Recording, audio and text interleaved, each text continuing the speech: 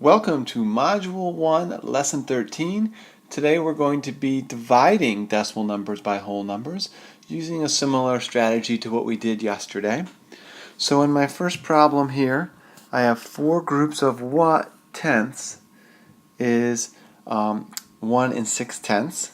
And so if I look at that over here, I have 1 6/10 is the same as 16 tenths. And four groups of what is that? Well, four groups of 4 tenths is equal to that. Now I can reverse that strategy with division.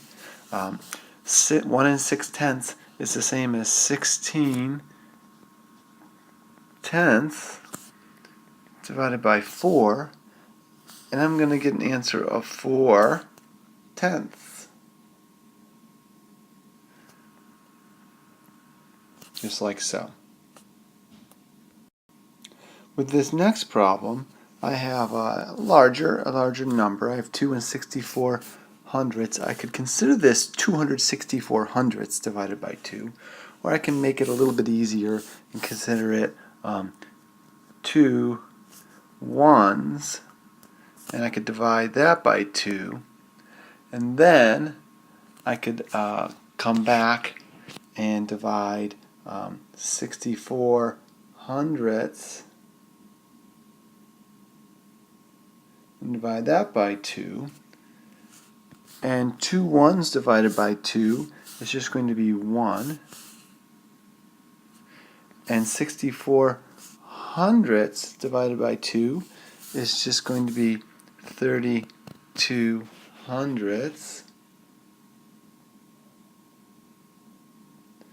To get an answer of 1 and 32 hundredths. And we have some problems like this on our homework where it asks you to find the quotient and describe a relationship you notice between the pair of problems. So for that first one, we should know by now that 32 divided by 8 is 4. Now in this case, my dividend is 10 times smaller than the dividend in the first problem.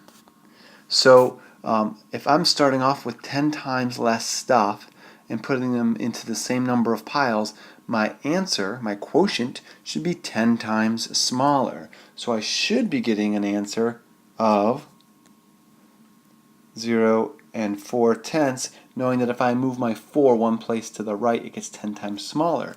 Well, let's look at that just quickly. This is 32 tenths divided by 8, which gives you 4 tenths, which is exactly what we said. The last kind of problem we have is like this, checking for reasonableness. So I have 5 6/10 divided by 7 equals 8, and I want to know, is this reasonable? Well, if I look at my problem here, I can round to a nearest whole number, and so what I end up is about 6 divided by 7. Now, I can't even get 6 divided by 7 is going to be less than 1. I'm taking 6 whatever, chocolate bars, and splitting them with 7 people. Everybody's going to get less than a whole chocolate bar. So the idea that everyone's going to get 8 is not reasonable. So no, this is not reasonable here. For my explanation, I might say my quotient is less than 1, so the answer is not reasonable. That's all there is for today's lesson.